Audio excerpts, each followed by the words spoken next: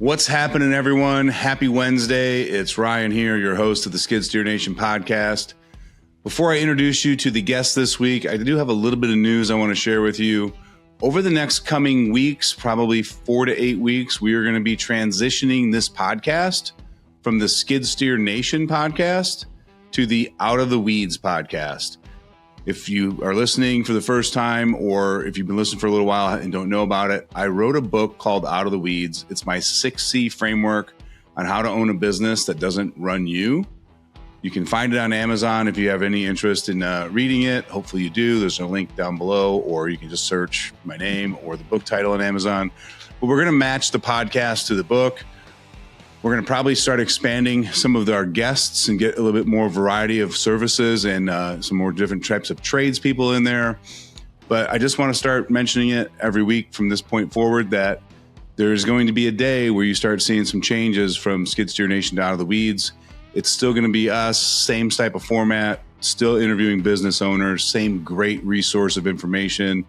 But just a quick heads up on that. So this week, I'm wearing my camouflage service hat. Picked it up at the VA hospital in Iowa because I've got a very good friend of mine named Jerod Condit on the show today. He lives out in Salem, Oregon. He's got 21 years of service with the U.S. Army. He's retiring next year. Started a land service business in 2019 as a retirement plan. And he now has full-time employees, managing jobs, and he retires in March, and he's going to be going full-time in this. So in honor of my good friend Jerod, I busted out the Under Armour military hat today. As you know, this podcast is brought to you by none other than Skid Steer Nation. It's your home for high-quality, American-made skid steer attachments. We only work with family manufacturers here in the United States. So they stand behind their product. They make great work. They last. I've done the quality research on them. I worked with them for years. We don't bring in anyone that just because of the price points. So we sell top quality attachments. So if you're needing attachments for your skid steer, please head over to skidsteernation.com. And guys, this year's probably been a little bit of a struggle. Diesel prices are up. Grocery prices are up. Some families aren't spending as much money as they need. This is a year that if you were positioned and poised with your marketing, you're doing well. Your phone's still ringing. People still need services, right? If you're struggling, if you've been in business and for a while and you're trying to grow to that next level, don't forget that we do have throttled up marketing. You work directly with me and my team, whether it be on your digital website presence. We're now doing implementation of some AI services to help manage your business, free up some of your time so you can focus more on what you do best. If you'd like to learn more about any of that, click the link down below, schedule a call with me at Throttled Up Marketing, and we'd love to work with you. So with that being said, let's get started. Here's Jerod from Ironwood Land Solutions out in Salem, Oregon. Enjoy the episode, guys. Jerod, we've been friends for quite a while. I'm finally getting you on the podcast. Thanks so much for fitting me in this week in a little bit of a bind and a pickle. So it means a bunch to me, but I'm excited just to talk with you, catch up, and share your story because I think it's just it's got some resilience. It's, it's cool. It's thanks for your service. It's just a lot of box checks. And I'm excited just to recap some of the things we've done together and learn some more about you and share your story with the listeners. Yes, sir. I'm glad you reached out. I'm glad we could finally set up a time to get this going. I know we've been talking about it for quite a while. Yeah. I mean, you're 22 years in the service. Yes, sir. When, I guess just kind of like let these guys know, at what point did you start looking at a transition for after retirement and like why land clearing, land services? Like walk us through how you ended up starting Ironwood. Oh man. It was back in 2019. I just picked up a new position and got promoted, and I was about seven or so-ish years out from retirement, and a bunch of my mentors and leaders were retiring, and I just saw them, either coming back in the military working as a civilian or not doing a freaking thing. And I was like, I don't want to do that. I got to figure out something. So my buddy owned a landscape company, and he was needed some help with some dumpsters and dump trailers and stuff. I was like, well, I'll pick one up. You can you can rent my dump trailer from me, or I can help or whatever. And that's kind of how I started getting into figuring out what I wanted to do. I just started with a dump trailer and a truck, and then I got to working with him off and on, on the weekends or, a whole part-time thing. And he rented a skid steer one day, and I hopped in that thing and never left. That thing just called me. And then the next day was an excavator, and that was even better. Yeah. So then COVID happened and everything shut down, and we were stuck at home watching YouTube videos, and started watching how businesses started, what you could do with a skid steer, what you could do with an excavator. And I saw these badass machines with mulcher heads on them, probably just like everybody else the last 5 or 6 years. And I was like, that's what I want to do. I want to go out there and clear land. I want a new scenery every week. I don't want to be in the same office. I don't want to be at the same job, same location. I want a different location. I want to meet different people, and be out in the environment. So, from there, I probably didn't do it the right way. I just went out and bought a brand new skid steer and a bunch of attachments, and then that's history. And then here I am, a few years later. Yeah. 6 years later. It's wild. Yeah.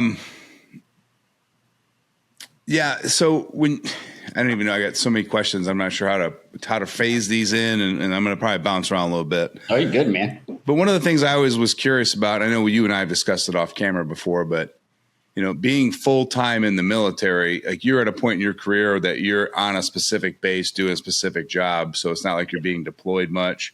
So being able to start this business was a little easier than a guy that's like, well, I think I'll be in town for another 6 months or a year. Right. But how did that work scheduling? And like, how were you able to like find work, fulfill work, and maintain a family and the career? That's a good question, man. It wasn't easy. It was very hard. You're working, I'm in logistics. And so I floated an office, floated a desk. And so it was a balance of leave, passes, holidays, and what weekends I had available. And being able to use that time to do the estimates, do the work, and just making sure the customers know, like, hey, this isn't my Monday through Friday. I'm doing this on the side. This is where I want to go. And they were totally understanding of that. And then having a really good support group, such as a wife who's sees the vision. And she's like, hey, look, I got it. This is what you want to do when you retire. It's going to be a hell of 5 to 7 years, but let's put our heads down. Let's grind. Let's make it a priority, and go from there. And it was a balance of what time I had available, which unfortunately did take me away from the family a lot, and still does.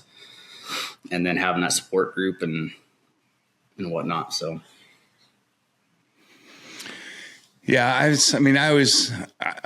you're one of the few guys that when I talk to, I admire because of the dedication and the commitment to three things, three earthly things, you're the career at the military, your family, and your business. And I know it can be overwhelming, especially in the heat of the construction season or, the excavation season. And, yeah. You handle it really well from the outside. Like for me, looking at it from the outside, like you laugh off the big things. You just say, we'll figure it out. You and your wife high five and break up duties with the kids. And it's pretty awesome to watch from the outside. It's tough. It's not easy. It's not for the lighthearted, and you got to be committed.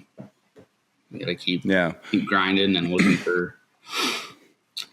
But I just love your story because, really it comes down to where there's a will, there's a way.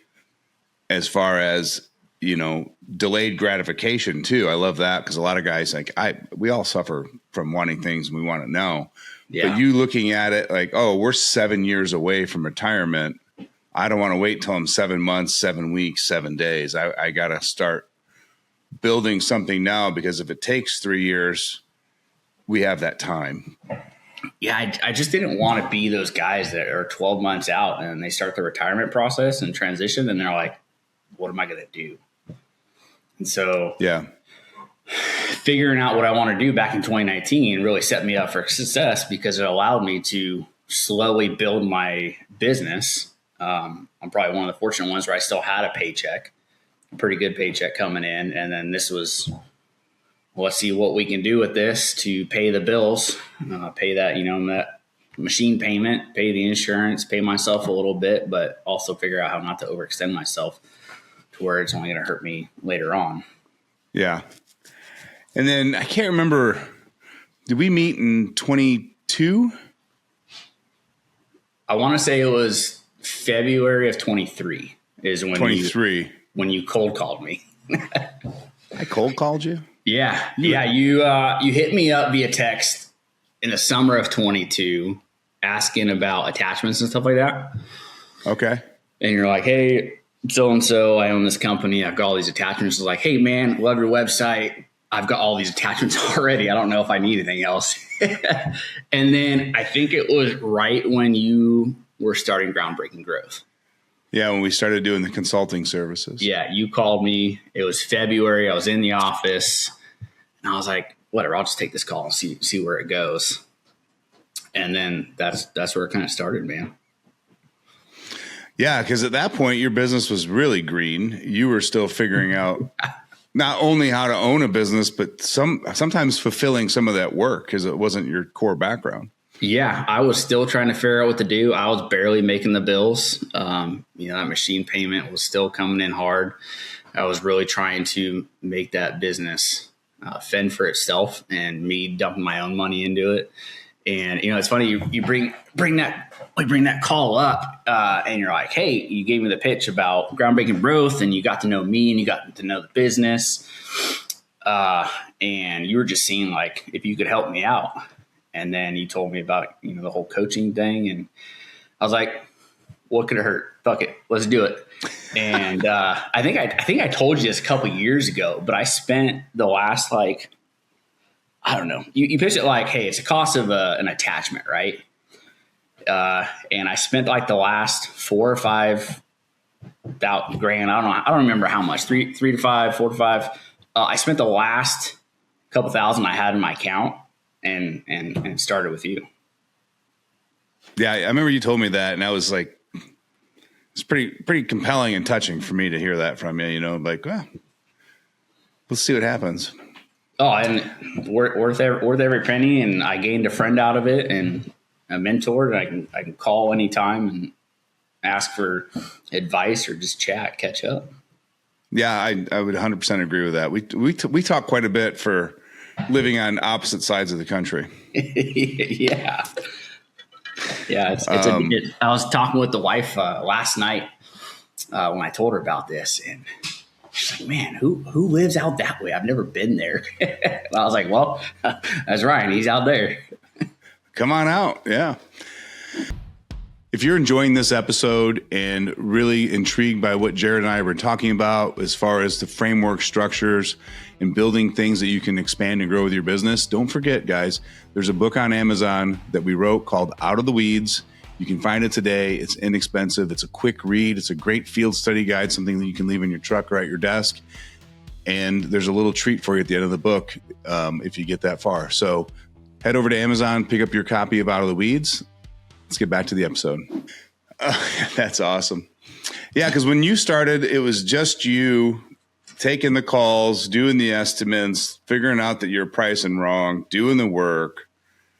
And there's obviously a ton of setbacks along with growth along the way, those first couple of years. Absolutely. And then you kind of got into a little bit of a rhythm where you were quoting better, asking better questions up front. You found a guy that could help out and actually do some work on days you couldn't work. Yeah. And, it didn't happen overnight. This is probably over a 24, 36 month period. But even working full time, you run a legitimate business now. Yeah. Yeah. Everything you just said was spot on. I was struggling I still felt really new, really green, trying to figure out how to receive the call, how to interview them to make sure that I'm not wasting my time and I'm not wasting their time. I couldn't tell you how many estimates I was doing going out there and, walking through the property, and I throw a number out and they're like, oh man, I can't afford that. I was doing that time and time again. And then you just do those more and more, and you just get real comfortable at it. You come up with, basically an interview questionnaire that you just memorize over time, and just throughout the project review with the customer, you just get to know them and get to know what they want and dial that in. And then picked up a guy, and then now I'm up to 2 guys pretty much full time. They're actually on a job right now. I've already received a few phone calls trying to figure some stuff out, but it wasn't easy at the beginning, and where I'm at now, if I didn't have somebody like you in my life that I can call and ask for advice in our monthly, weekly calls, and I didn't have a support group, I wouldn't be where I'm at now.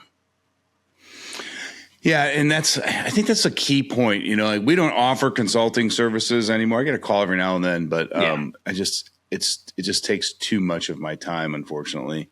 Well, but I do stress that, like, you have to go out and find somebody. And I don't even care if you've been in business 10, 20 years. You can't keep yourself in a box where it's just you. Yeah. You got to have some guys to bounce ideas off. You got to have some guys to call when you're down, share some successes, and, start with a mentor, turn into a friend, whatever it is. But, there's so much work out there. And I know guys are like, well, I don't know where it is. I'm not seeing it, this and that, but like, we don't have to play cutthroat. There's another guy in your area that, does a different service that you could become friends and bounce ideas off of, or find somebody across the country. Yeah, absolutely. There's definitely 5 or 6 guys that do exactly what I do in my area, all over Oregon. I mean, if you include the whole state, there's probably dozens and dozens. I don't know a lot of them. I know their company. I know ones that do great work, ones that do okay work. I know where I sit compared to them, and, building those relationships, you have to build relationships in whatever industry you're doing, whether that's the same line of work or being the guy. You're like, yeah, I know a guy. I'm on this job. You want this work done? I got 2, 3 guys I can call. I can get them out there. We can see if we can help you out. And that goes tit for tat. They do the same thing. They call you up, and that took a while for me to build up. Actually, that wasn't easy for me to do. It's just, you meet somebody on a job, you do the work, you get the reputation, and they refer you out, and then you make that relationship, and then it just builds into something that it wasn't expected. Yeah. And to kind of continue off that, there's a lot of business owners that I've met over the years, and not just in the excavation world, right? But the ones that ask the questions, the ones that ask for help, or the ones that ask for the referrals, they tend to grow a lot faster and more stable than the ones that wait for all of that to happen to them. Yeah. Yeah. And, and especially as men, that's very uncomfortable for probably 98% of us, because we don't like asking for help. We don't like looking at directions. We'll figure it out. We want to help other people. We don't ever want to be in a situation where we need help. And, but if you take a look around at the people that that are the first ones like, hey, I'm working on this. Can I get a hand? Or I'm struggling with this. Can you walk me through it? They figure things out a lot faster, and they move at a quicker pace. Yeah, I learned that very quickly early on. Don't be afraid to ask for help or advice, or to bring somebody out to your job who either does the same work as you or has no clue what you do, because they just see a different perspective. And I still do that today. Yeah. Doing random things on a project that is not my scope of work typically. And I'm like, I can figure that out. I can do that. I'm going to call some people and bring them out. 100%. I got an attachment question for you. Yeah. Do you still own the mulching head? I do. Yeah, I still have the mulching head, and I bought a new machine this year in 2026. And so that's a dedicated machine with a dedicated mulcher now. And then I still have the original skid steer that I started with back in 2019. How much of your work is actually mulching these days? 40%. How much? 40%. 40? Yeah. I would say it's just under half. I mean, the last 2 months we've been so busy. I've had both machines on every single job for the most part. Yeah. And there's those one-offs where we'll go do a single stump grinding job, or we're just doing a driveway. But I do a lot of mulching in my area. In our area, we have a lot of blackberry bushes, briar bushes, and then we have a lot of underbrush in our forests and stuff. So there's a good amount of work for mulching out here. Yeah, and the nice thing about the blackberries is that's almost like an annual contract, isn't it? Because what you mulch this year will be back next spring. Yeah, if you don't touch it for a couple of years, we're gonna be right back there. And I have a handful of customers that are like that. Yeah. Yeah, we're actually one of my very first customers. I've been doing his duck hunting property every single year since I started. That's and because awesome. He was one of my first customers, he's most loyal. I haven't increased my prices for him. I still charge the same rate from back when I started to even now when I'm running the new machine and new mulcher head. And it's way more expensive to run that thing than it was back then. Yeah, but there's that value of that loyalty, and I get it. And you're not doing it for everybody. Yeah. I only got a couple guys that do that. But yeah, that mulcher head, that's still my favorite thing to operate and favorite thing to do. And then I don't know, I got so many other attachments. There's probably only like one or two that I don't use. I should probably sell, but I still got them. Yeah. How difficult was it bringing employees on? I mean, I hear how difficult it is for full-time owners bringing on employees, training employees, and getting them up to speed. Like, what challenges did you face, and like, how did you bring them along since you couldn't work Monday through Friday most days? Did you let them work early, or what was the time frame before you kind of cut them loose on their own on certain projects? Man, that was tough. That was one of the biggest hurdles I've had, is bringing on that first guy. Like you told me many times, and many times I've heard it on your podcast, that employees or guys you want to have come work for you, you already know them. They're in your inner circle. And my main guy, Rob, I've known him since 20 years. And he's been working for me for the last couple of years. And so I started with just bringing him out on a couple jobs and showing him what I do. I obviously had to make sure that I had the time to be there all day and show him the processes, how to load, unload, how to service the machine, how to operate the machines and whatnot. Luckily, he's pretty familiar with a lot of that stuff, so that kind of helped. And then just as the jobs went along, I think there was just a random point where I was like, I can't be there today, so you're going to be on your own. And then we had to go through, like, I could be there at 7 a.m. and get them going, and then I had to take off about 30 minutes later, and we walk the job. We go over the scope of work, and I would say this is how I would do it, but don't be afraid to do it a different way. If you come to a problem, just give me a holler and say, hey, we got this issue, or I've got this problem, I don't know how to do it. I'm like, cool, come up with a couple different ways, courses of action, and then let me know which one you want to go with, and then just go with it. The only way he was going to learn is, one, fail, which is okay because it's not true failing. You're learning from that, and it just went from there. Every day it would get a little more. He'd be out on his own. He'd be doing jobs on his own a little more, and we wouldn't start with like massive projects. We would start with something small like stump grinding, or hey, we got to take this tree down, or hey, we got to do this dump trailer service. And then it progressed into the larger projects, where we are now this summer. But man, there's so many hurdles. It's hard to talk about every single one. Right. You've probably heard it dozens of times. It's just getting that guy to show up. Hopefully they care as much about the business as you do. And then, if they fail, it's because of me, not because of them, because I didn't either train them right or I didn't show them how to do something, or I don't know. It was, it's tough, and it's still tough. Yeah. You just add an extra layer of complexity that, I think your perspective was important to hear, because you can't be there every day on job sites. And there was a point you just had to have a little bit of blind faith. Yeah. And I almost wonder if that blind faith at a certain point isn't why it's successful. Yeah. Right. Because you're not hovering over them every minute. You're not micromanaging their work. You get to see what kind of character they have and how they handle problems, and it's just your job to put them in situations where those problems are manageable at the beginning, on the right size jobs, on the right types of projects, with the right equipment, and then, continually nurture and grow from there. Yeah. That's exactly where it was at. It was just, all right, here's the job, guys.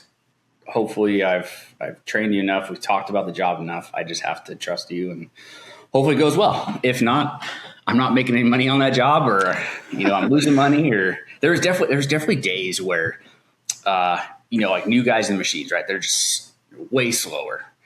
And I'm like, man, I bid this job for 3 days, and here you are on day 2.5, and you're not even 1/3 of the way through.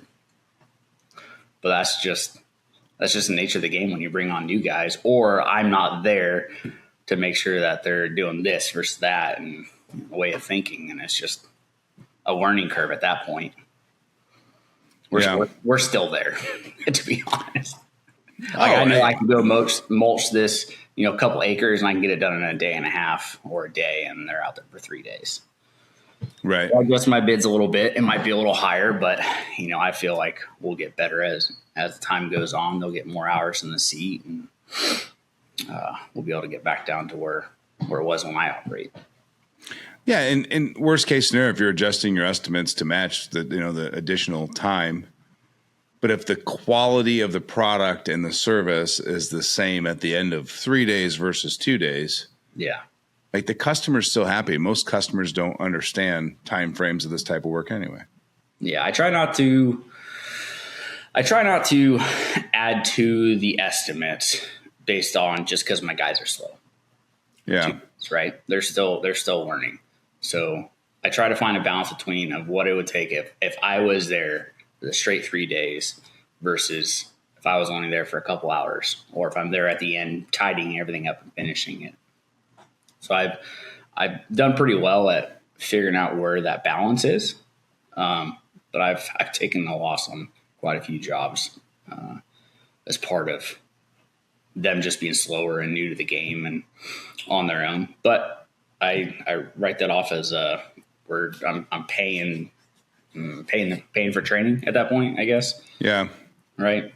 As long as the guys are showing up and they have a good heart, good values, they see where the vision is going, I'm okay with taking a loss for a little while for somebody that is new to operating or isn't as good as operating, because I can teach that. That's not a problem.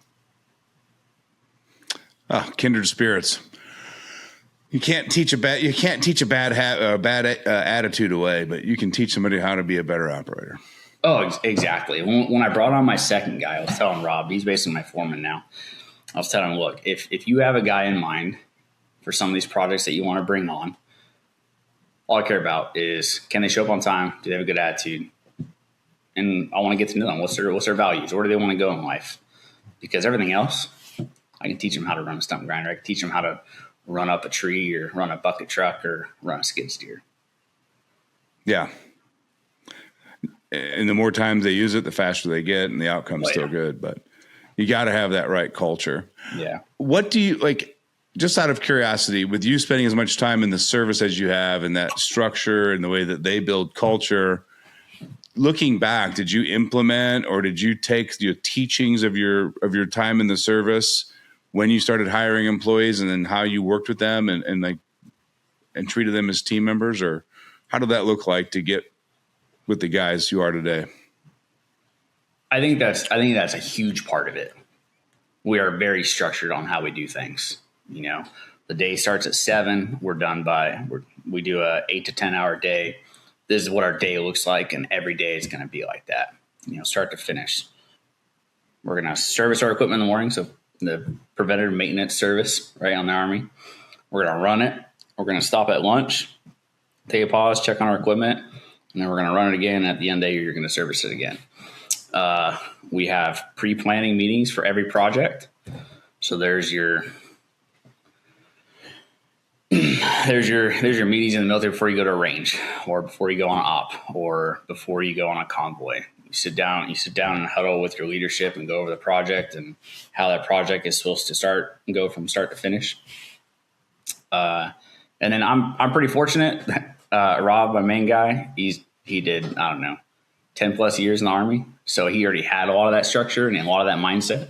So super, super helpful. But I would say that the military had a lot to do with how I structure and run my business on day-to-day operations and just in general. Yeah. And I'm a huge believer that employees are looking for a home as much as you're looking for a team member. Mm-hmm. And if you're dysfunctional, it reminds them of either their house, the neighbor's house, and they just don't want to be there, right? So then they act up, they're slow, they're mean. But if you give them enough structure and enough framework, people like that. Yeah. Simplest things is like truck organization. Yeah. Our trucks have a spot for everything, and it goes back there every single time. I don't have an inventory list or anything like that, but the guys know, like, if something's not in that spot, something's missing at the end of the day. Right. We organize our trucks. It's simple as that. It's huge. And it's taking those few hours when everyone's like, oh, I don't have time, we're too busy.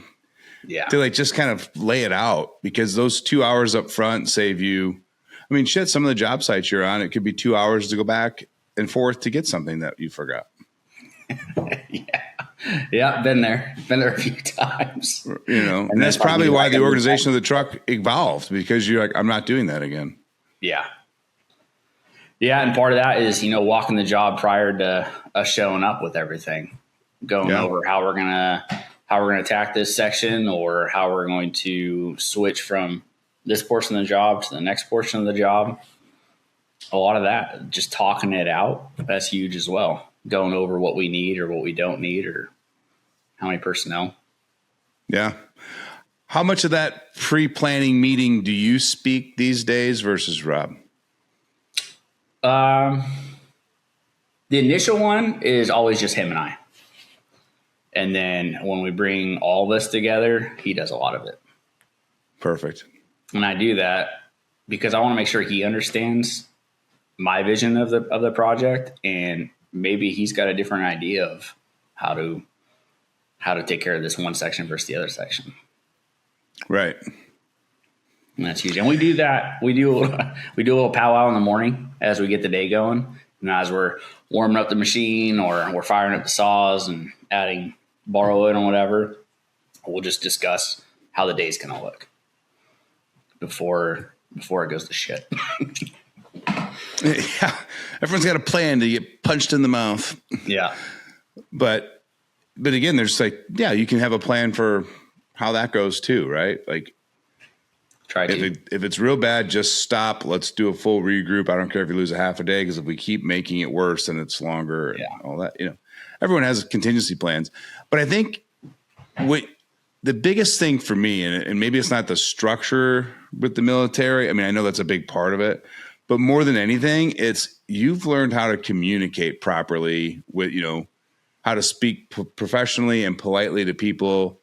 You couldn't get away with speaking to other people in the service the way some business owners talk to their employees. Yeah. Right. There's no way. So, but it's like respect, open communication. Yes, there's a chain of command, but at the same point, your opinion has, I'll hear it. I don't have to do it, but I hear it. And I think more than anything, it's that back end aspect that you've learned from the military that when applied into a business makes the biggest difference.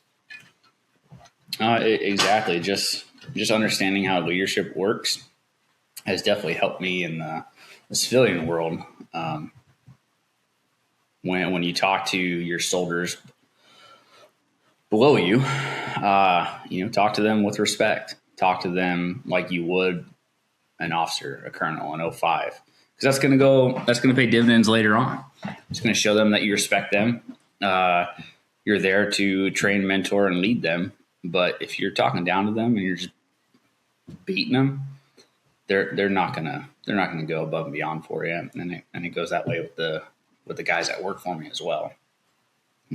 Learning how to speak to higher ups helps with speaking to customers, being able to listen versus just being a chatty Cathy and just run your mouth, trying to understand what their intent is, what they want done, what their vision is. That was a huge help. Yeah.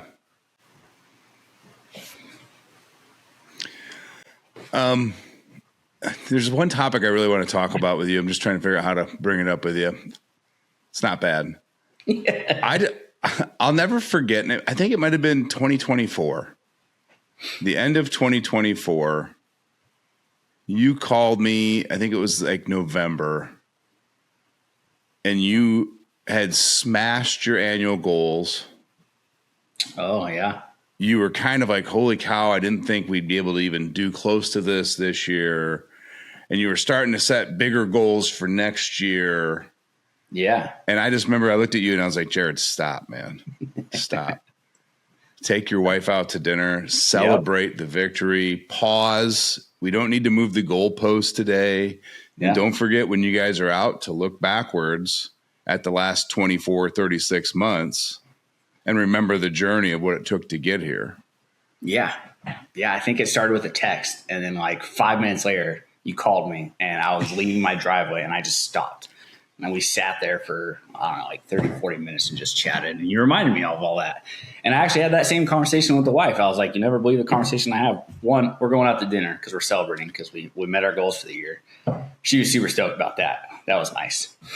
And then I told her about that conversation. And that helped me out a lot, that phone call, because I was getting into a rut. I was like, I met my goal. Now what? I was getting in a slump. You had me look back on the last 2 years. I don't know, 2 years, 36 months, or whatever it was. You had me look at where I was now. And instead of setting another number goal to go after, it was dial in the processes and how do you make your days go smoother. And that was huge for me because that next year we freaking crushed it. Not on money wise, like gross annual income. I did worse that year, but the jobs ran smoother. We got larger jobs, but we didn't make as much, and that was okay to me. I didn't focus on getting to that next dollar amount. I focused on how do we make things easier for us, and by developing those SOPs, processes, organization, all that. 100%. And I think you can do that in tandem while you have some, financial growth. I'm a firm believer that money's the byproduct. Yeah. Not the goal. I believe that now. Yeah. Like if you structure certain parts of your business the right way and you focus on certain, KPIs, key performance indicators that are, on maintenance or fulfillment or communication, if you're hitting all of those numbers and your marketing is working at the level you need it, whether it's networking, Google ads, it doesn't matter what it is, then the money becomes a byproduct of that process. Yeah. Yeah. I'll be honest. When I first started, it was all about like, how do I make that money? Cause you're worried about making ends meet, paying your bills, your notes, right? Now I don't really look at where we're at for the year until about halfway through. Like I know, obviously you look at the bank account to make sure your bills are paid and stuff like that. But I'm not looking at, hey, how are we doing so far in this first 6 months? How much have we made? I'm looking at where are we messing up? How can we make things smoother for us? What do the guys need to make their jobs better? Right. From technology to tools to protective equipment to swag, like, what do you guys want to make you come back and continue to work? It's not about just, hey, let's make $500K this year. Right. And even for me, we've talked about this years ago too, reverse engineer your numbers. Yeah. And break them down into small, achievable daily and weekly goals. I think I'm glad to have these conversations with you from time to time, because it reminds me that, you're not reverse. Like you're getting fixated on the wrong number, and let's go back and rebuild the plan a little bit. But, if you want to do, $1 million in top line gross revenue this year, and your average job is simple math, right? $50,000. So we know we got to do 20 jobs at 50K. Yeah. So 20 jobs, and you've only got an 8-9 month season. So we've got to do 3 jobs a month. And if I got to talk to 10 people to get 3 jobs, then I need to be having 10 to 20 conversations a month, which means I need to be having 5 good quality conversations a week, or just 1 really good conversation a day. Yeah. And if every morning you wake up and say, all right, who can I talk to today? Whether it's a cold call, warm call, network connection, referral. If you just focus on that 1 conversation every day, everything else will come out the pipeline, because the funnel gets so full, it has to break and drop out the bottom. Yeah. Yeah, I think so. I think for a lot of people out there, it's hard to get to that point. You look at a new guy, first year or 2 in, where I was when I first met you, to where I am now. It's like, how do you get to that point, right? Yeah, and there's still a journey. Like, you just can't be a brand new guy and do that, right? You still got to take jobs you don't want to do. You got to chase some money, but. Yeah. Are you understanding why you're doing it in the moment, or are you going to pop your head up in 2 years and go, this isn't the business that I want to own? Yeah. Was it the sacrifice, or was it just the outcome of you not knowing what you wanted? Yeah. Back then it was the sacrifice. Right. You got to chase that. You got to chase that. You got to chase that paycheck to make ends meet, and doing the jobs. Yeah. You're like, this isn't what I want to do, but there's money in it. And then years down the road, 100%. Dial it in a little more. So we're down to, I think we were talking about it before we started the show. You're down to like 200 days until your retirement day. You're going to be 40 years old at retirement from the service? Yeah. I turned 40 in January, and I'm down to where I'm at. So my last day in the office will be March 26th, and that's 213 days left. And then I will retire end of July. Wow. That's about 22 and a half years in. Have you started mapping out what your next 12, 24 months looks like for you in this business? Like, do you have plans of where you want to take it, whether it be financial or team size or project types? Or are you just going to focus a little bit more on your family and just keep maintaining what you've got with a little bit of growth and stability? Like, where's your headspace at on this? Oh man, that's a 2-part answer. So 2026 this time last year to now has been crazy. We sold our family farm, our forever home and property. We moved into the city, into, I call it the cookie cutter ghetto neighborhood. Those homes where they just slap up in a few months. And then we're buying another property about 20 minutes away from here with a better shop, a house that works better for us. And we're waiting for the current owner, to finish his house so we can move into it. All my kids are changing schools. Wife got a promotion, so she's busier. And then I started this retirement process. So the next 12 months, it's going to be focusing on, my family and getting us settled in at the new property, getting the business over there and dialed into our new shop. Cause right now we're at an in-between shop. So that adds a layer of difficulty to day to day. And I mean, that's a lot. Those are a lot of significant life changes, right? A bunch. Yeah. And that puts some stressors on us for sure, especially the wife and I. Kids, they're champs. They're doing great. They understand what's going on. So that's been the last year. And the other part of that is trying to dial in me integrating into the crew that's out there working the Monday through Friday by themselves. Because right now, my foreman and the guy we got under them, they got how they work.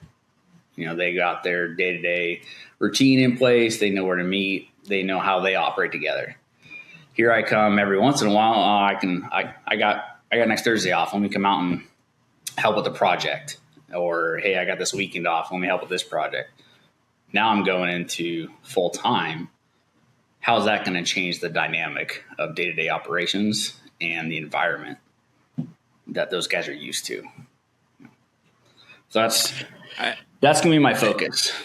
Yeah. And listen, I don't care. I mean, I know guys that were in the restaurant industry, the excavation, doesn't matter what industry it is, but I've actually seen a lot of, when they have good crews, the crews will say, you make it worse, don't show up. I'll call you if I need you. If that's what it turns into, hear them. Yeah. Right? Because you're the change now next year, not them. Yeah. So you can't go in there and say, we're not doing it this way, we're doing it this way. They're like, what's wrong with my way? It's been working for 2 years when you weren't here every day. Like, we can improve it. But yeah, like that's your opportunity to go, okay, maybe my job isn't to be in a machine 40 hours a week. It's maybe 5 hours a week when they need me on some, jobs that are behind or larger projects. And I'm going to actually go focus more on, tech integrations for the company, networking, talking to, DNR or, biologists and like growing my network and maintaining and, growing so that we can always have work when we need it. Like the role changes. And I don't want to be the boss / owner that shows up to the job site and they're like, oh, great, he's here. Yeah. He's just going to screw our day up. Lately, I feel like I've been pretty good at that. I show up to the job site and I'm like, hey, how's it going? What can I help with? Maybe ask a couple questions, pick his brain a little bit, and then just, all right, you don't need me. I'm going to leave and let you do your thing. And that's worked out pretty well for us. Yep. I'm just curious how that's going to work when that's every day. Yeah. I mean, and if you're working in other parts of the business, I don't think there's going to be any resentment there. Yeah. If you're on the boat every day by 11 a.m. and sipping margaritas by 2 and that, that could be a different scenario. Nope. Try not to do that. That's going to get me in trouble and I'll probably lose the business. I'll be wanting to get drunk every day versus out there business. Yeah. I could do that every day. I don't know about the margarita part, but I could definitely be on the boat. There's something about that wave of the water just relaxes the hell out of me. Oh yeah. Yeah. I agree with you there. Just being able to mind dump and just forget everything. Yeah. I talked about wanting to have like I don't know, 26, 30-foot cruiser. Oh yeah. Because we just have a river here, And I was like, I think I'm going to do that and then just work off that every day and get Starlink and I can just be outdoors. I could be on the water. And you would have thought I was landing a spaceship on Mars, the look I got. Really? Yeah. She's like, we're not doing that. You just like, hey babe, I'm going on my mobile office today. She hates our river and she's like, we're not doing that. Yeah. Our boat season isn't great here. I mean, it's hot here right now, but boating season here, like you maybe max get like 4 months. If that. Yeah. Oregon's weather, I always say Oregon's weather is drunk. It doesn't know what it wants. Changes by the hour or by the week. Oh yeah, it can be ridiculous, but yeah. And you're an avid outdoorsman too, right? Come fall time. Yeah. So go deer hunting, elk hunting. My dad and his buddies, and then my best friend, my father-in-law, will go out to Ukiah or Desolation Union out there. It's Eastern Oregon. It's like 6-hour drive, 7-hour drive from here.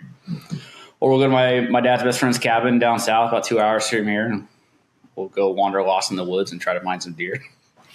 Yeah. I thought that was we talked about elk hunting in Oregon a while ago, and it was just enamoring to me because you instantly think elk hunting. Like my first thought being from the Midwest is, Colorado. Yeah. You're at, 5,000-8,000 feet elevation. You've got hillsides and trees and looking for opening brush patches. And, and you're talking about in Oregon, you're like, yeah, we have very similar to that on the eastern coast.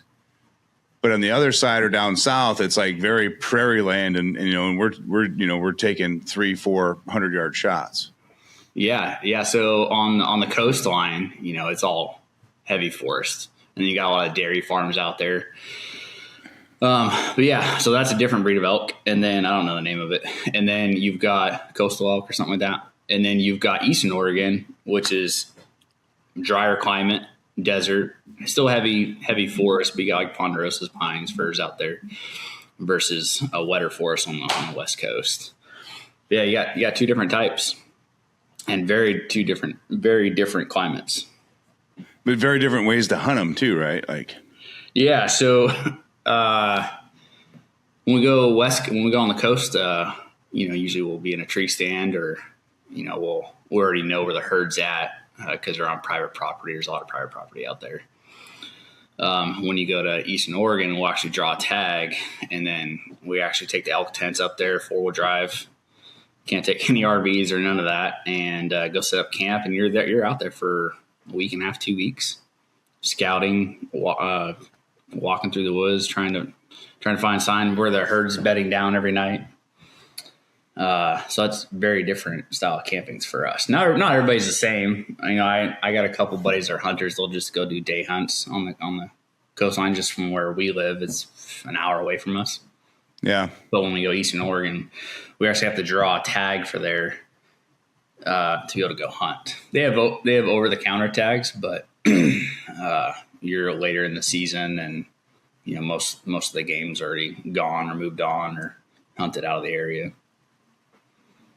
That's just so cool to me that you can be in two completely different climates and have to completely shift how you hunt just within a few hours yourself. Like being in Illinois, you pretty much hunt deer and turkey the same way, whether you're north, south, east, or west. Like, it's pretty much similar landscape, right? Yeah. Yeah. Not to get into the political side, but Oregon's pretty cool for the most part when it comes to terrain and where I live. I'm an hour 10 from the coast, from the West Coast. I'm an hour from Portland, Oregon. That's the biggest city we have. And then I'm 2 hours from, Mount Hood, Hoodoo, Bachelor.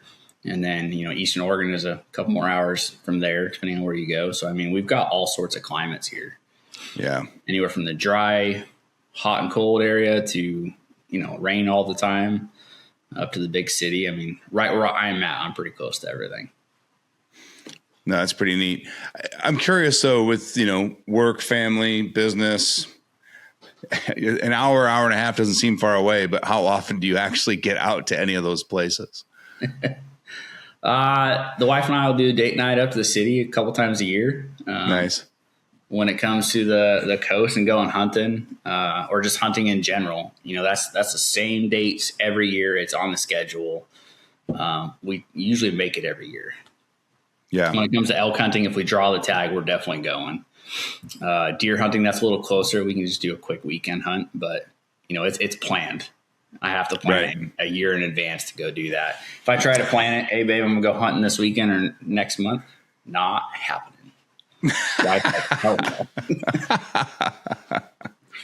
Yeah, we have to plan that stuff out. Yeah.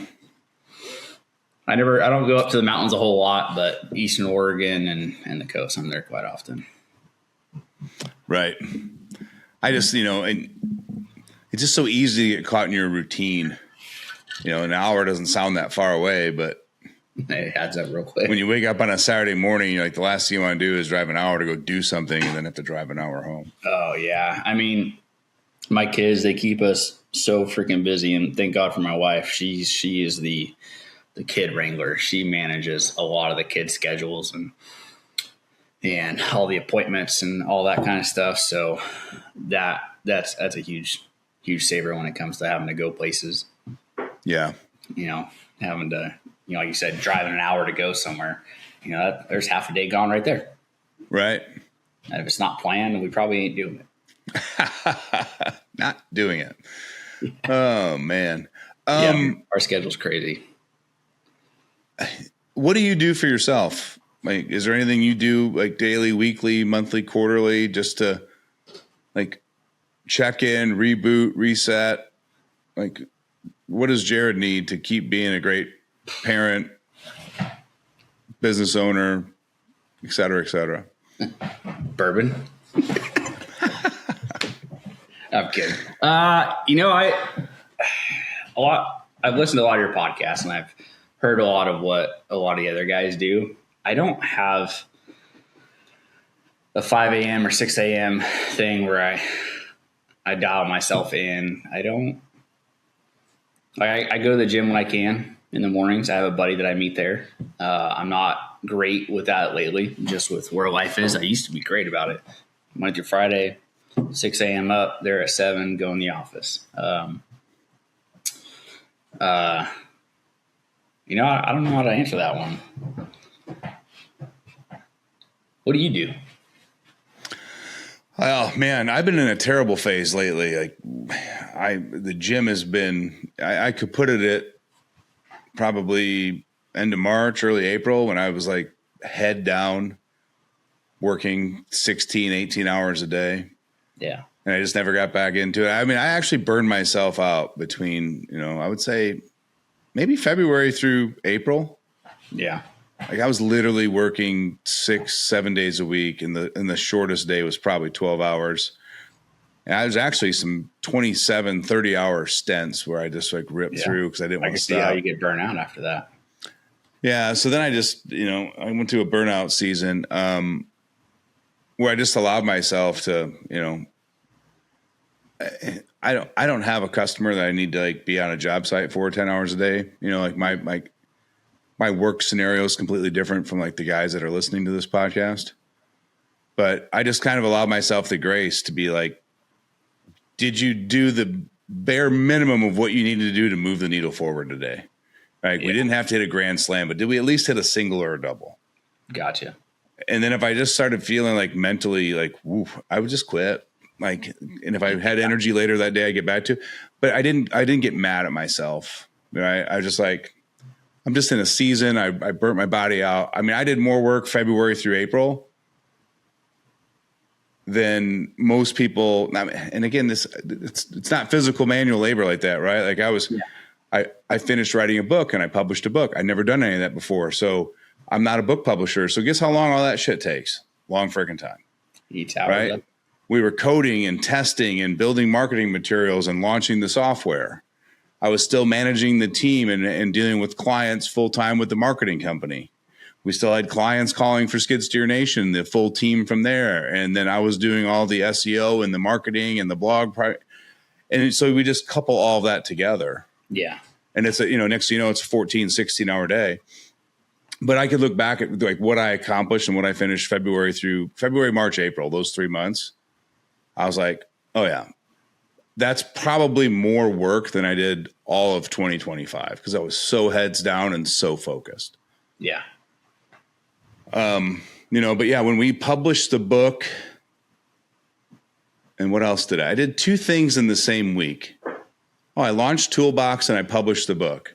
Yeah. And I literally felt my nervous system just like go, huh.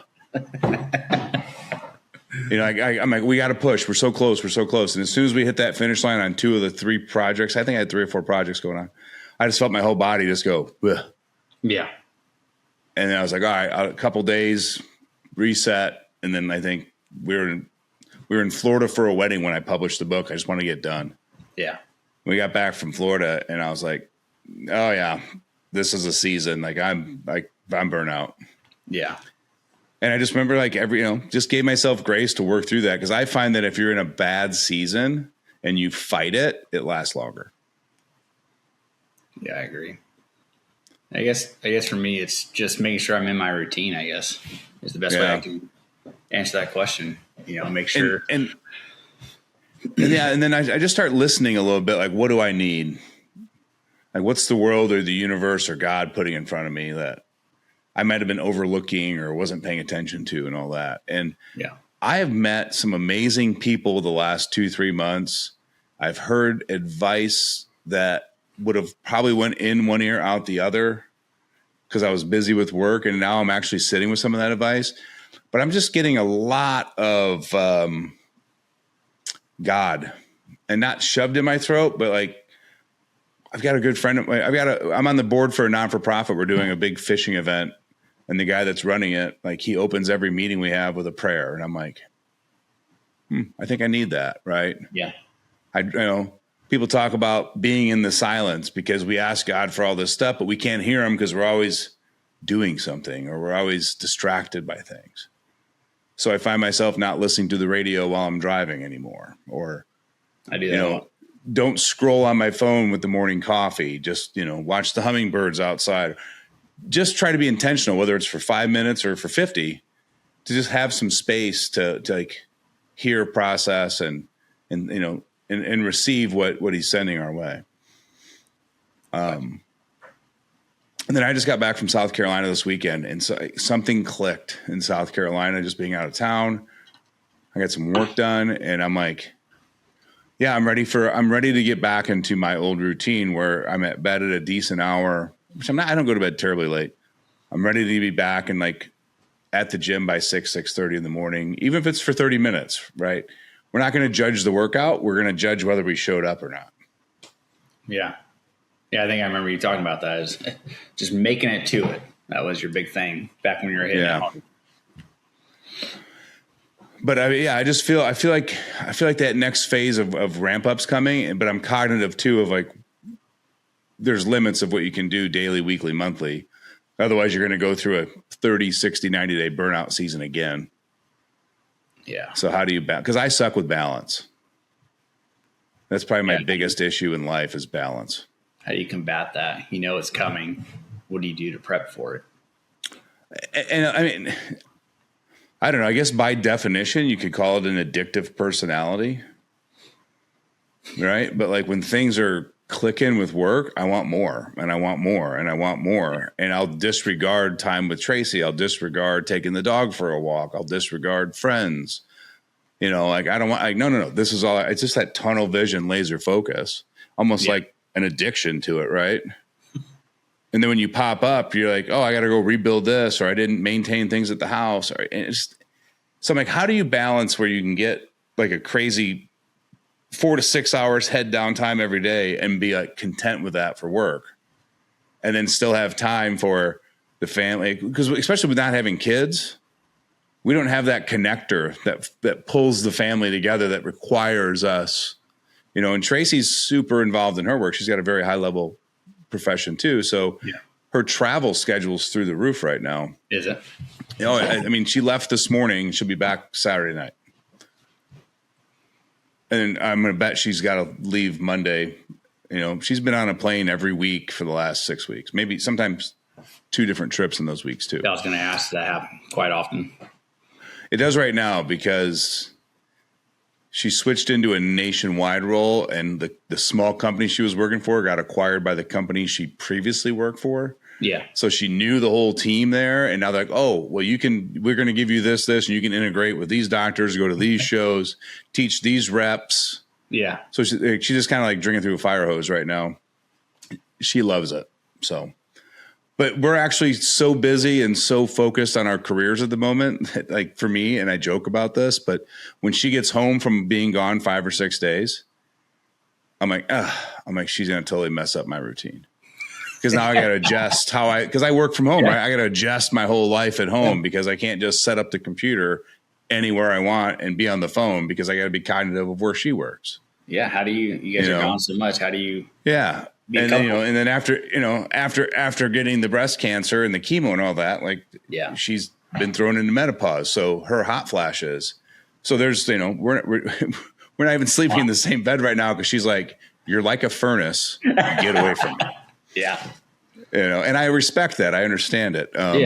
So now I have to go back to sleeping in a different room. And I'm like, this messes up the whole thing. And I laugh about it because what are you going to do? But it's just life. And, it's nice to hear that couples have their not quirks, but it's like you're saying, the wife has her thing, you got your thing.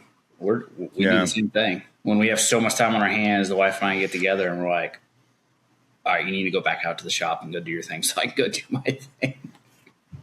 You're gone so much, and then all of a sudden we're around each other nonstop for 3 days, and like Tracy was leaving this morning, and I took her to the airport because I need to get new tires on her car for this week while she's gone. Yeah. But I told her, okay, I'll get up early this morning. We'll just kind of like hang out and have morning coffee. Well, she gets up crazy hours in the morning, like 4:30, 5 a.m. Oh, gross. Loves it. She does it every day. Yeah. So like when I got up, she's already showered, packed, and she's at her desk in her office working, getting some emails done. So I make coffee and we're hanging out. And I have to walk into her office to talk to her. And she just kept working. And then I'm like, well, if you're working, then I'm going to go get ahead of the schedule before I got my team meeting at 8 o'clock. Yeah. And neither one of us are upset about it. And, but it's just where we're at right now. It's like we're not. And it's fine. It's a season. It's good. We both get fulfillment out of work. We both respect each other and support each other. I found the biggest thing for me, and I learned this from a pastor out of a Wisconsin church years ago. I need to implement it in with my employees too, because as an owner, our role changes, right? But one of the keys to a successful marriage, he's like, every day, he calls it a submission competition. Okay. How do I submit to my partner every day, right? So what is something I can do for my partner every day that makes her life easier or better? Okay. So, if it's you taking the kids to a school that you don't normally do that's not part of your morning routine, right? Like you break routine, or, doing the dishes, or just what is it that you can make life easier for them? Yeah. And you just choose one thing. And that's where I say to start, right? And sometimes I don't know what to do, so I literally just ask. Yeah. So this morning I'm like, Tracy, you're gonna be gone for 5 or 6 days. What can I do to make your life easier when you get back? And she's like, you can get new tires on the car and like see why that there's water in the headlight. And I'm like, consider it done. Right. I don't know where I'm gonna fit it into my schedule, but right. Good luck. Yeah. But yeah, they say, like when you get into a competition, but same thing with your employees. Like, I'm not going to go to my employee and go, what can I do to make your job easier today? Because they're just going to give you their work. Yeah. But like, how can you look at it and say, hey, what can I do to make things easier or better for you? Without asking them directly, just looking at their day-to-day op. I guess it depends on even if you know the person well enough, right? Like you could probably ask Rob, what can I do? You'd be like, our communication's terrible because you're relaying to me and I got to relay to these guys. And it'd be easier if we had a central. Great. We'll look into communication tools for team-wide communication versus direct one-to-one. And that's just an example, right? Yeah. Or, you organizing the truck, that could have been a headache for somebody before it was done. Yeah. Yeah, I think that'd be something great to implement, not only in my personal life, but also on the business side too. Yeah. And also I feel like it shows that by doing that, it shows that you're interested in their lives, that you care. I mean, on the business side. Wife obviously knows that, hopefully, but. Yeah. I talk about Tyler all the time out in Idaho, but we had numerous conversations about how to give back to your team without it always being financial. Yeah. And he's doing some cool thing. He's doing some cool thing. I mean, I threw some shit at him that was way outside the box, and he was like, "Let's try it." Yeah. But like, he had his financial advisor come in and speak to all those guys at a luncheon, talking about retirement accounts, the difference between Roth IRAs and traditional IRAs, and understanding what compound interest can do over time, and what value an account today, even with $100 a month, turns into in 20 years. Because we were never taught financial literacy. It's not in any high school in the country. Yeah, I agree. So unless you took an interest in your own financial literacy and like your own finances for retirement, You just assume you get a Social Security check and maybe I'll have a 401k, but that's where most guys end. Yeah. So I was like, hey, let's. Friends and family, they all say the same thing. Like their parents didn't teach them, school didn't teach them. Yeah. So like bringing things in like to make them better people, because then if they have more confidence in them and themselves and their families, they'll have more. They'll have confidence in who they are at work, and they associate you as the owner as the person that helped teach them how to be better with their finances and prepare for retirement. I like that idea. Bringing in vendors, to do training or safety and things like that nature. So we just looked at other things outside of just money, right? Okay. And listening. So like if somebody's going through a hard time and struggling and, like Tyler, he's like, man, the one thing I remember a boss did for me when I was a young man was like, I had a great summer. We kicked ass. And instead of giving me cash as a bonus, he knew that I've been running on bald tires all summer. So he called me up. He was like, hey, I need you to show up down at, I don't know the name of the tire place. So, and he was like, and he bought the tires for my truck and he goes, I'll never forget that. And he goes, but I think if he would have handed me a check for $1,000 or $2,000, it wouldn't be memorable. But it was because he knew about my life story. He knew what was going on in my personal life.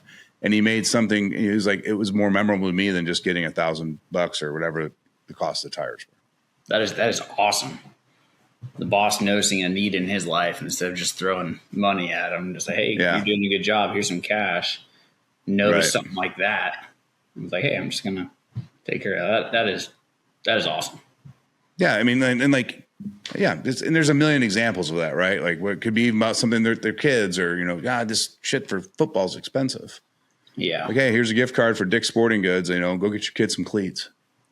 That's just me as the owner or an owner or a boss, just getting to know the guys that work for you and talking to them. It's just not treating them like a commodity, right? It's like treating them like people and like listening and hearing and not being so caught up and consumed in what you're doing. Yeah. And then, man, that's a great idea. I'll write that one down. I'm going to write that one down. You know me, I'm always taking my notes. Those are my I don't think I've ever had a conversation with you where I haven't heard you say, I'm going to write that down. I'm big on. And I love that we are on camera recording a podcast interview and you literally pause to write that down. Yep. That's every conversation, everything, whether it's I pick up my phone and throw a little note in or I got my pad and paper and I just throw a little note down. Little nuggets. Curious on you on this because this is something I'm terrible at. I will do all of that stuff. Yeah. But then I never look at it. I never organize it. I never return to it. I will absolutely go back and look at it. Do you have do you have a system for that, or is it just it'll hit your mind later and you'll want to go review it? Or nope, I got 5 or 6 8.5 by 11 notepads, and I just write stuff down. Then I don't know, every 1 or 2 weeks I get tired of having 5 or 6 notepads scattered around.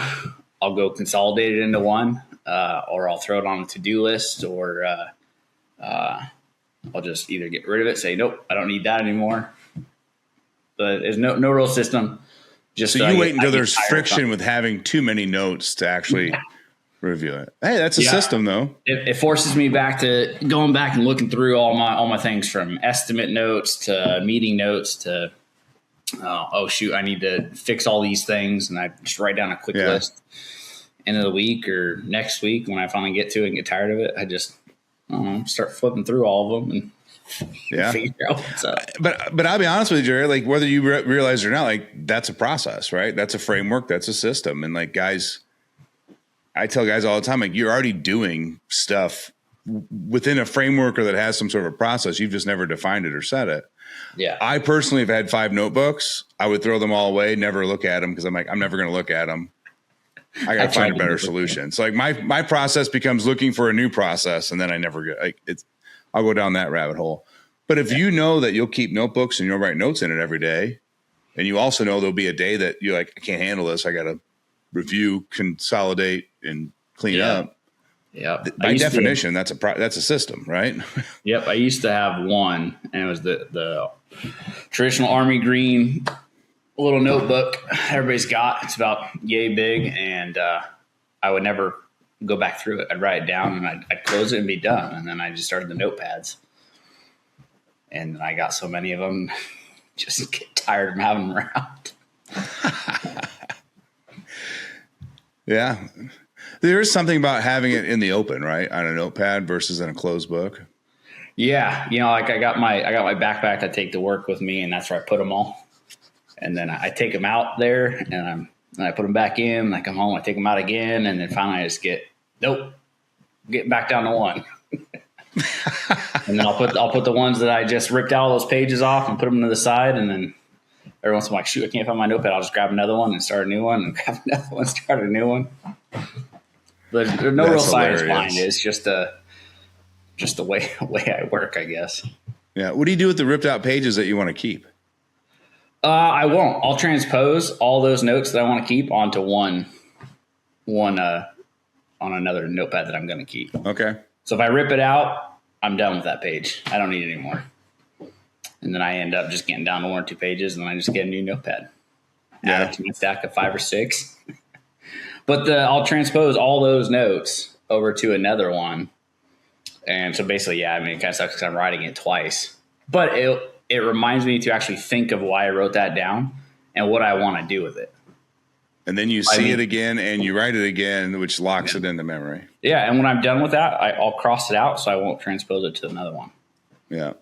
Yeah. I had a teacher tell me that in like junior high. Like if you want to remember something, write it twice. Because you're visually seeing it and you're writing it. And most of us are talking it in our head as we transpose it. Yeah. He's like, that second writing will lock it into memory. Yep, and I think that's what does it for me. Sometimes I'll write it 3 or 4 times before I'm finally done with it. Oh, yeah, I still need to do that. I'll rewrite it down, and still need to do that. But by doing that, it just pops back up in my brain more. Yeah, my memory's horrible. If it's not on my calendar or I don't have it written down somewhere, I'm forgetting it. My wife hates me for it. Not does she hate me for it. She's always on me about it. Of course, you would forget it. Don't forget this. And I'm like, you got to remind me. I think you and I are in the same boat with this. That it's not that our memory is horrible; it's just fragmented, and the moment things are being told to us, it's not our priority. Yeah. Right. Yeah. Yeah, because I'll ask Tracy 3-4 times a week. All right, what's your schedule this week? And she just rolls her eyes at me. Yeah. We've talked about this 3 or 4 times. I know. I'm like, I know, but I said, Jill, you're in Nebraska. She's like, no, that was last week. I'm like, oh, Iowa this week? She's like, no, Wisconsin. I'm like, oh, okay. Oh, man. Yeah. Yeah. Luckily, I don't have that issue to figure out what's going on because we live and die by our Google Calendar. But yeah, we haven't set one of those up yet. So for a joint calendar. It's addicting. But if we'll talk about the same thing 3 or 4 times a week. That's our calendar. That's the family calendar? Yep. That's full too. Everybody's got their own color and kids and wife and all of us on there. So if it's not on the calendar, we ain't doing it. But do you just use Google for that as a shared calendar, or did you use some like Skylight app or? That is just the Google Calendar app, and it's all linked by our emails. She's got her email. I've got my email, but then we had to load each other's emails on each other's phones. So it would keep it updated. And then we just use that as our tool. But we will go over things that we've talked about already and that calendar every night. Really? Yeah. We'll start on Sundays, typically around dinner. All right, what do we got going on this week? And then the next morning, literally Monday morning, I'll call her office like, all right, what are we doing today? And then we'll look at that calendar 3 or 4 times during the week and just double check ourselves. Because sometimes whatever we were thinking the night before, we went to bed, we woke up, and our entire day's changed. Yeah. For whatever reason, it's just changed. That's hilarious. Yeah, I feel like we over communicate on that aspect. Otherwise, we're just running around with our heads cut off like chickens, Yeah.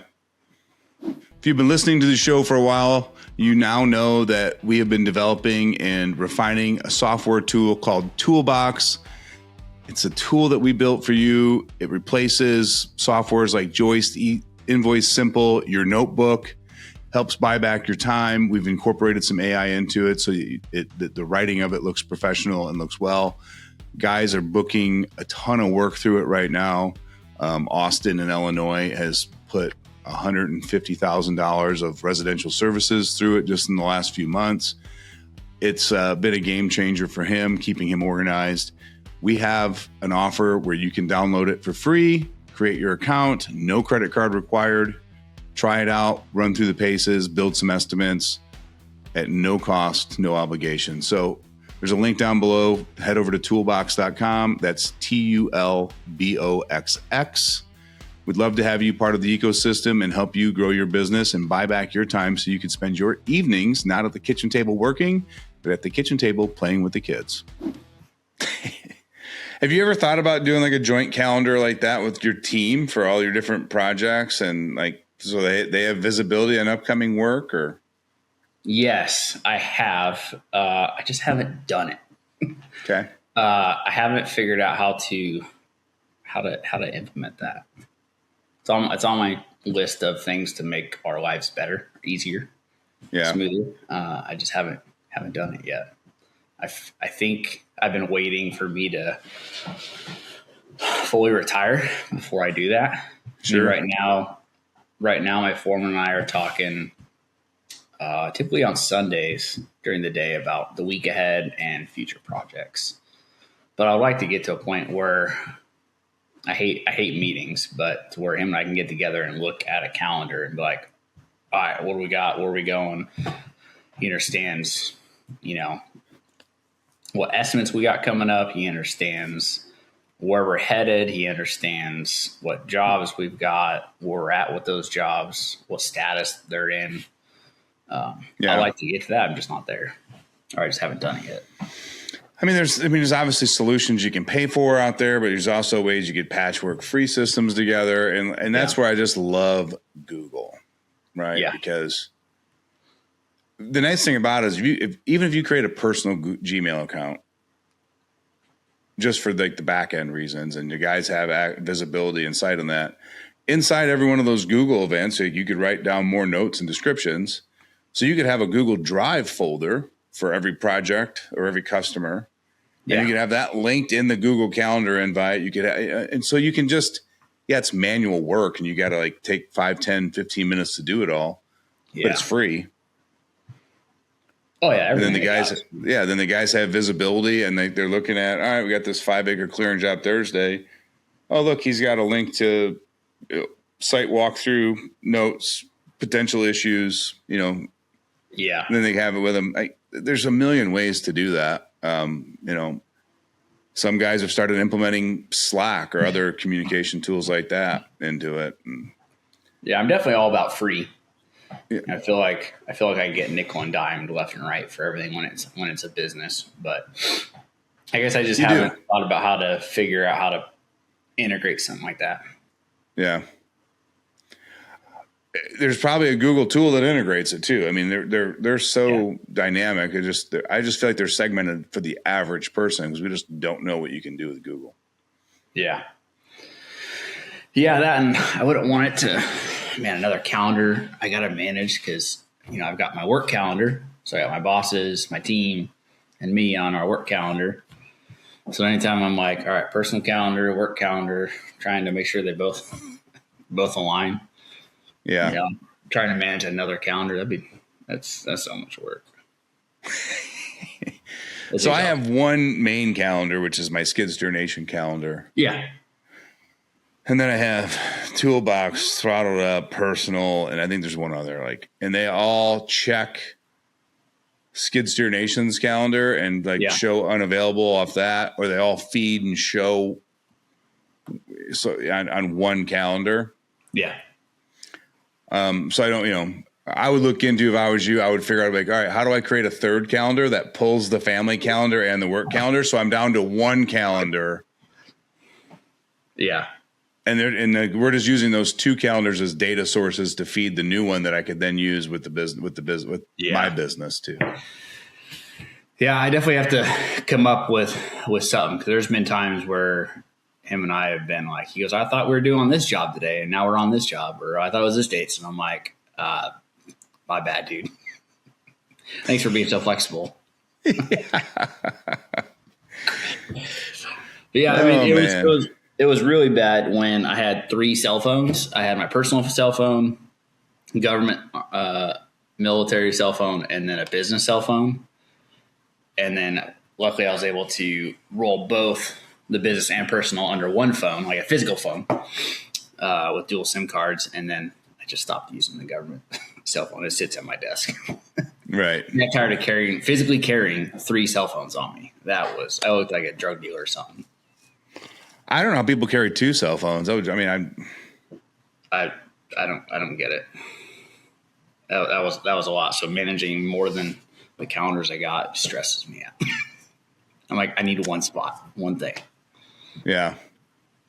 I'm currently looking for a place to pull all my email from all my email accounts into one place. Yeah. And then I use Outlook, like the desktop app, and I've got every single email tied into that. I know, but I've got Apple Mail on my computer and my phone. Yeah. But I've got like 6 Gmail accounts, and the freaking notifications go off constantly. So I quit looking at it. But so I'm actually going to find a third-party software that I can then API Claude code into, and it can review it on an hourly or twice a day basis, and then say, hey, you have these 2 emails that you need to reply to today. These are generic emails, and I deleted these emails.